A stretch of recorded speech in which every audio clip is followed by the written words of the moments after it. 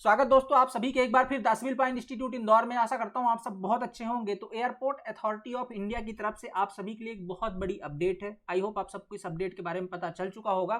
ठीक है, airport authority of India की तरफ से इंजीनियर्स के लिए एक बहुत बड़ी भर्ती का अनाउंसमेंट किया गया है। ये भर्ती आपकी एयर ट्रैफिक कंट्रोलर की, ठीक है, जिसको अपन शॉर्ट पे ATC बोलते हैं, एयर ट्रैफिक कंट्रोलर की है। ठीक है, क्या इसके अंदर क्वालिफिकेशन चाहिए, ठीक है, कितनी वैकेंसीज हैं, क्या सिलेक्शन प्रोसेस है और सिलेबस क्या है, कब तक फॉर्म भरे जाने, सारा डिस्कशन आज इस वीडियो में करने वाले हैं। किस तरीके की सैलरी रहेगी, आपकी पोस्टिंग क्या है, सब कुछ डिस्कस करेंगे।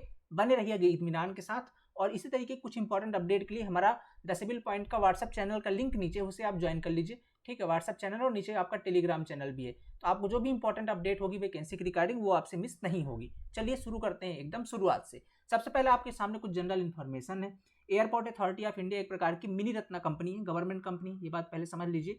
इसके बाद अगर इसके अंदर वैकेंसीज की बात करते हैं तो जूनियर एग्जीक्यूटिव, ठीक है, जूनियर एग्जीक्यूटिव की पोस्ट है एयर ट्रैफिक कंट्रोलर की, ठीक है, ATC एयर ट्रैफिक कंट्रोलर की। इसके अंदर अगर बात करते हैं अपन, टोटल पोस्ट है आपकी 496, ठीक है, 496 टोटल, जिसमें जनरल कैटेगरी की पोस्ट है आपकी 199, मतलब अनरिजर्व की 199, EWS की 49 है, OBC की 140 पोस्ट है, SC की 75 है और ST की 33 पोस्ट है। ठीक है, ये टोटल आपके जो है तो वैकेंसीज का डिस्ट्रीब्यूशन है। आगे अगर बात करते हैं अपन, कुछ और इसके अंदर इंपॉर्टेंट चीज़ें लिखी गई हैं। इंपॉर्टेंट चीज़ें क्या है, क्वालिफिकेशन से रिलेटेड जो सबसे ज़्यादा डाउट रहता है। देखिए, इसके अंदर अगर क्वालिफिकेशन की बात करते हैं, एक ही प्रकार की पोस्ट है एयर ट्रैफिक कंट्रोल की। इसके अंदर अगर बात करें तो फुल टाइम बैचलर डिग्री आपके पास होनी चाहिए 3 साल की साइंस के अंदर, जिसके साथ आपने फिजिक्स और मैथमेटिक्स साथ में हो। मतलब अगर आपने फिजिक्स और मैथमेटिक्स के साथ में आपने फुल बैचलर डिग्री करी है तो आप इसके अंदर एलिजिबल है। अगर आपने BSc भी करा है और आपके BSc के अंदर मैथ और फिजिक्स सब्जेक्ट थे तो आप इसके अंदर एलिजिबल हैं। साथ में अगर आपने बैचलर डिग्री करी है इंजीनियरिंग के अंदर, दूसरा पॉइंट पढ़िए, और लिखा हुआ है full time regular bachelor degree in engineering in any discipline, मतलब आपने किसी भी ब्रांच से, ठीक है, किसी भी ब्रांच से अगर आपने डिग्री करी है, ठीक है, किसी ब्रांच से आप एग्री, आपने सिविल से करा, इलेक्ट्रिकल, मैकेनिकल, किसी भी से करा, बस उसके अंदर ये फिजिक्स और मैथमेटिक्स होने चाहिए। तो आप जानते हैं फर्स्ट ईयर के अंदर सभी के अंदर फिजिक्स और मैथमेटिक्स होते हैं, मतलब सारे के सारे ब्रांच जो है इंजीनियरिंग ब्रांच आपकी इसके अंदर एलिजिबल है। ठीक है, तो ये हो गया आपका दूसरा पॉइंट। इसके अंदर the candidate shall have minimum proficiency in both spoken and written English of the level of 10+2, 12वीं लेवल के बराबर आपको हिंदी इंग्लिश, 12वीं लेवल के बराबर आपको इंग्लिश बोलते और लिखने आना चाहिए। The candidate shall have passed with English as one of the subject of 10th and 12th, सबके में होता है। अभी 10वीं 12वीं में आपके में इंग्लिश रहा होगा और उसमें आपने पास किया होगा, तभी आप इंजीनियरिंग किए होंगे। कुल मिलाकर के इतनी सी बात है कि आपको एक इंजीनियरिंग की डिग्री चाहिए, जो हमारे एस्पिरेंट्स इस वीडियो को देख रहे हैं, जो आपके पास है। ठीक है, डिप्लोमा वाले इसके अंदर एलिजिबल नहीं है। वैकेंसी बहुत शानदार है। थोड़ा सा जनरल इंफॉर्मेशन और इसके अंदर पढ़ लेते हैं। डिग्री कैसी होनी चाहिए, फ्रॉम रिकॉग्नाइज्ड यूनिवर्सिटी, ठीक है, किसी रिकॉग्नाइज्ड यूनिवर्सिटी से होनी चाहिए इंडिया के अंदर, गवर्नमेंट ऑफ इंडिया की किसी रिकॉग्नाइज्ड यूनिवर्सिटी से। ठीक है, candidate having BE, BTech, BSc degree are allowed to apply where essential qualification is prescribed by bachelor degree in engineering. ठीक है, departmental candidates processing recognised degree as per requirement, minimum qualification obtain through the part time correspondence distance are to apply. कुल मिलाकर के आपने अगर ऐसा कुछ लोग होते हैं ना जो पार्ट टाइम डिग्री करते हैं, वो लोग भी इसके अंदर जो है तो एलिजिबल है। कुल मिलाकर के आपके पास जो डिग्री आप इसके अंदर एलिजिबल है। अगर बात करते हैं अपन एज लिमिट की, तो एज लिमिट की आपको 27 साल मैक्सिमम लिमिट है। आप 27 साल तक इसके अंदर एलिजिबल है। तो भाई डिग्री करते करते आपके लगभग 22-23 साल हो जाते हैं। ठीक है, 5 साल का और गैप, मतलब स्टूडेंट जो है तो लिमिटेड कर दिए गए हैं। 27 साल तक इसके अंदर एलिजिबल है। ये काउंट कब से किया जाएगा, 30/11/2023 से। 30/11 मतलब 30 नवंबर 2023 से एज काउंट किया जाएगा। इससे पहले इस दिन तक अगर आप 27 तारीख के हैं तो जो है तो आप इसके अंदर एलिजिबल हैं। एज रिलैक्सेशन भी दिया गया है। ठीक है, 5 साल का SC ST के लिए, 3 साल का OBC के लिए, ठीक है, 10 साल का आपका PWD कैंडिडेट के लिए, ठीक है, PWBD कैंडिडेट्स के लिए 10 साल का। सारी जो एज वगैरह काउंट होंगी वो 30/11/2023 से ही काउंट होंगी। ठीक है, इसके बाद बात कर लेते हैं कुछ इंपॉर्टेंट डेट्स की। ओपनिंग की जो डेट है एप्लीकेशन की वो 1 नवंबर से स्टार्ट होगी और लास्ट डेट इसकी 30 नवंबर है। मतलब 1 नवंबर से फॉर्म फिलिंग स्टार्ट, 30 नवंबर तक इसकी आखिरी तिथि है। ठीक है, एग्जाम की डेट अभी अनाउंस नहीं करी है, जल्द अनाउंस कर देंगे अपनी वेबसाइट पे। इसके बाद करते हैं पे स्केल की। Junior executive group B E1 level की जॉब है। 40,000 से लेकर के 1,40,000 तक आपका क्या है, बेसिक पे है। ये बेसिक पे है। ठीक है, 40,000। इसके साथ आपके अलाउंसेस भी ऐड होंगे, जैसा कि एडिशनल बेसिक पे के अंदर डेयरनेस अलाउंस जिसको अपन डीए बोलते हैं, जो अभी चूंकि ये सेंट्रल के अंदर आती है, एक मिनी रत्ना कंपनी है, तो सेंट्रल के अंदर अभी चल रहा है 42% का डीए, ठीक है, तो आप इसमें 42% का डीए ऐड कर लीजिएगा। पक्स ऐड होगा 35% बेसिक पे, एचआरए ऐड होगा, इसके बाद भी आपको सीपीएफ है, ग्रेजुएटी है, ठीक है, और आपको society security scheme, medical benefits, ये सब कुछ मिला करके एक साल में आपका जो टोटल सीटीसी बनता है उसको बोलते हैं अपन 13 लाख का, मतलब ये लगभग 13 लाख रुपए का पैकेज आप कह सकते हो एक साल का आपका होने वाला है, जो कि काफ़ी अच्छा पैकेज माना जाता है, ये आपका रहने वाला है इसके अंदर, ठीक है, समझ रहे हैं। ये स्टार्टिंग की बात करो, पहले दिन की बात हो रही है, ठीक है। इसके साथ अगर आपके टाइम व्यतीत हो जाता है, आपका प्रमोशन होता जाएगा तो सैलरी जो है तो लास्ट तक बढ़ती जाएगी।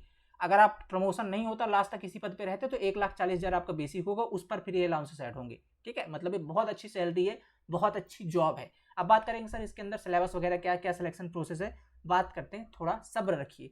अगले सुनिए, important instruction, only Indian nationals fulfilling eligibility criteria can be apply for the above post. आप भारत के निवासी हैं, पता नहीं, फर्क नहीं पड़ता, आप किसी भी राज्य से हैं, आप इसके अंदर अप्लाई कर सकते हैं, ठीक है।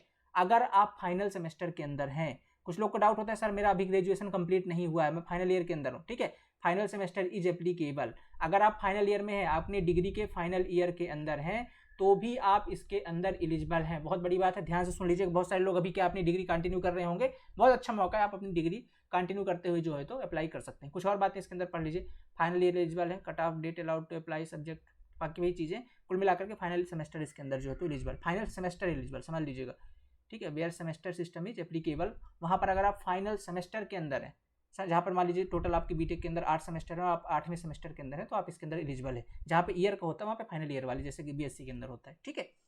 Age and all other criteria shall be, जो भी काउंट होगा 30/11/2023 से काउंट होगा, ठीक है। बाकी ओबीसी के बारे में कि आपको कौन सा सर्टिफिकेट ले जाना, बाकी डिटेल पढ़ लीजिएगा, नीचे हमारा व्हाट्सअप चैनल का लिंक है, उस पर हम इसे शेयर कर देंगे, फॉलो जरूर कर लीजिएगा, ठीक है।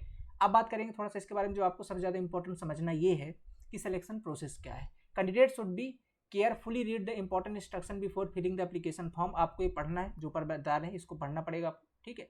इसके बाद fulfilling eligibility criteria, other norms mention in advertisement, ठीक है। इन्फॉर्म विल बी डिस्कशन, सही सारी चीज़ लिखी है। On the basis of application form provisionally eligible to candidate shall be online examination, वही आपका ऑनलाइन एग्जामिनेशन सीबीटी आपको मिलाकर के आपका कंप्यूटर बेस्ड टेस्ट होगा। कंप्यूटर बेस्ड टेस्ट के अंदर किसी प्रकार की निगेटिव मार्किंग नहीं होगी, ठीक है, एक ही पेपर होगा, किसी प्रकार का निगेटिव मार्किंग आपकी नहीं होगी। Online examination will follow the application, ठीक है, वही सारी चीज़ें लिखी गई हैं। Presence of following psychotic substance will be tested on the test report, ठीक है, आपके टेस्ट ली जाएगी, ये सारी चीज़ें आपको टेस्ट के अंदर देनी होगी। आपका मतलब मेडिकल की बात हो रही है, एक बार सिलेक्शन होने के बाद ये आपका मेडिकल की प्रोसेस है, ठीक है।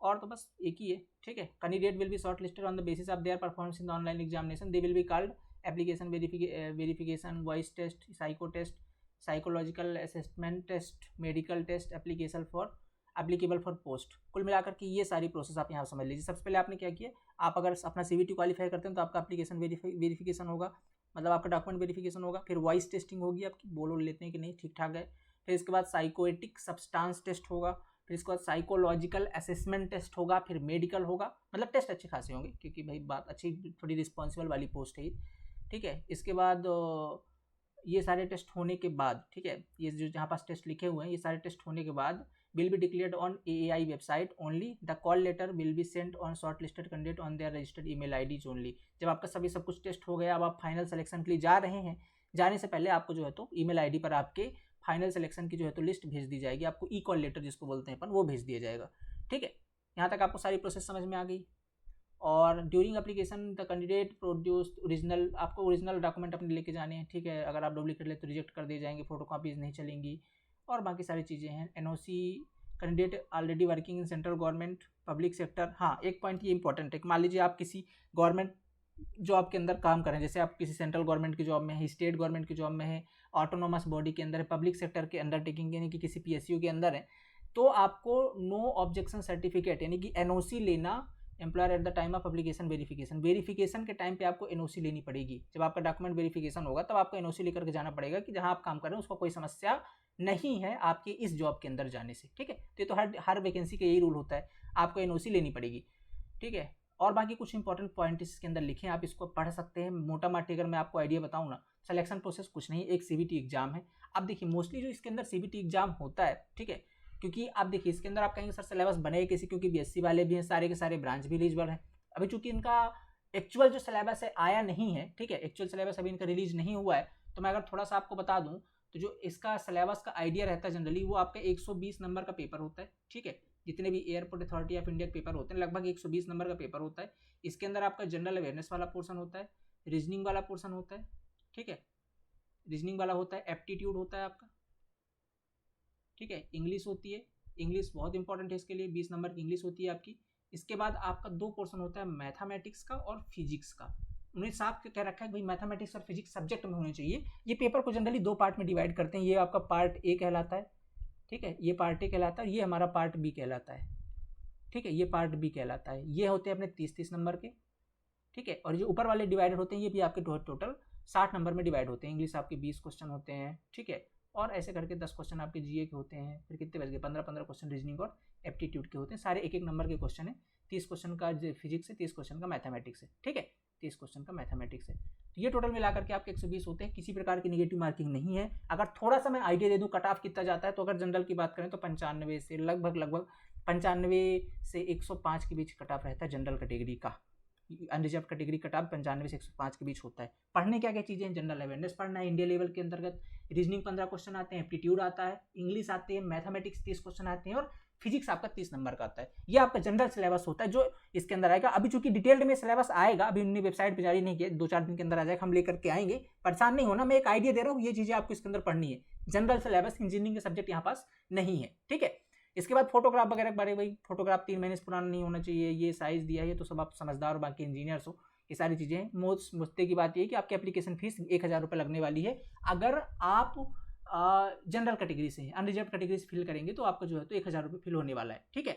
और fees submitted will be not accepted, how ever SC ST और PWD, अगर PWD कैंडिडेट हैं अगर आप, ठीक है, तो वो हैं आपके जो है तो, ठीक है, fees submitted only for, however अगर आप ये हैं कैंडिडेट हैं full completed 1 year apprenticeship training, AI female candidate completed payment free, इनको जो है तो पेमेंट नहीं लगेगा, ठीक है। आपको केवल जो 1000 रुपये है वो आप जनरल कैटेगरी के लिए, ठीक है, ये चीज़ें होगी।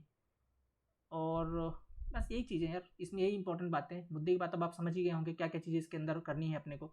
अब इसको थोड़ा सा आप लोग बैठिए इत्मीनान के साथ और पढ़ सकते हो। बाकी यही जानकारी इनके अंदर दी गई थी जो मैंने आपको क्रमशः बता दी है, यही बात है, और इसके अतिरिक्त और कुछ ज़्यादा जानकारी इसके अंदर नहीं है, ठीक है।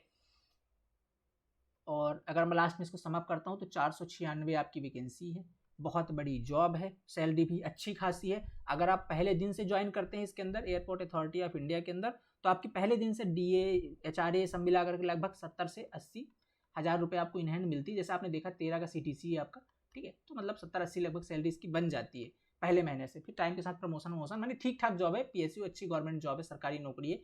जो लोग भी इंजीनियर्स इसके लिए तैयारी करना चाहते हैं बहुत अच्छा अवसर है। एग्जाम कब एक्सपेक्टेड है, एग्जाम बहुत जल्दी हो जाते हैं, AI की कभी पोस्टपोन नहीं होते जनरली। तो ये एग्जाम आपका संभावित है दिसंबर तक हो जाएगा, क्योंकि अभी दिसंबर या जनवरी तक जा सकता है, क्योंकि पूरे नवंबर तो फॉर्म भरने एक्सपेक्टेड है। दिसंबर 15 या 20 दिसंबर के बाद आपका एग्जाम होगा। 2-2.5-3 महीने आपके पास बचे हुए हैं, लग जाइए तैयारी के अंदर। इससे बेहतर सुनहरा अवसर आपको तो नहीं मिलने वाला, खासकर अभी इंजीनियर्स के लिए जहां पर अभी वैकेंसीज का सूखा है, कहीं पर आपको वैकेंसी नहीं दिख रही। खासकर उत्तराखंड वालों के लिए तो ठीक है आई हुई है, जो लोग मध्य प्रदेश से हैं, उत्तर प्रदेश से, उनके लिए थोड़ी वैकेंसी कम है, तो उनके लिए सबसे बेस्ट अवसर है, ठीक ठाक जॉब है, यहाँ पे आप कर सकते हैं। बाकी इसके लिए आप अगर हमसे कुछ कंटेंट चाहते हैं, हमसे हेल्प चाहते हैं, तो नीचे हमारा कमेंट बॉक्स खुला है, आप हमें कमेंट कर सकते हैं, ठीक है। और या फर्दर आपको कुछ और अपडेट चाहिए तो हमारा नीचे टेलीग्राम ग्रुप का लिंक है, व्हाट्सअप ग्रुप का, उससे ज्वाइन कर लीजिए। फर्दर कोई और इंपॉर्टेंट अपडेट हमें बताना चाहते हैं, इसके लिए कुछ कंटेंट चाहते हैं, तो ये हमारे व्हाट्सअप नंबर्स हैं, केवल आप हमें इस पर व्हाट्सअप कर सकते हैं। मिलते हैं अगली क्लास के अंदर। धन्यवाद आपका इत्मीनान के सुनने के लिए। अब इस नोटिफिकेशन को आप जाके पढ़ सकते हैं हमारे टेलीग्राम चैनल पर और व्हाट्सअप चैनल पर, ठीक है, वहां पर हम आपको प्रोवाइड कर देंगे, ठीक है। बाकी जिसके आगे की प्रोसेस होगी, डिटेल सिलेबस होगा और जो चीज़ें और आ जाएंगे ऑफिशियली हम अपने चैनल पर बताते रहेंगे। चैनल से पहली बार जुड़े हैं तो सब्सक्राइब जरूर कर लीजिएगा, ताकि आने वाली चीज़ों की जानकारी आपको मिलती रहे समय समय पर। Thank you so much, have a nice day.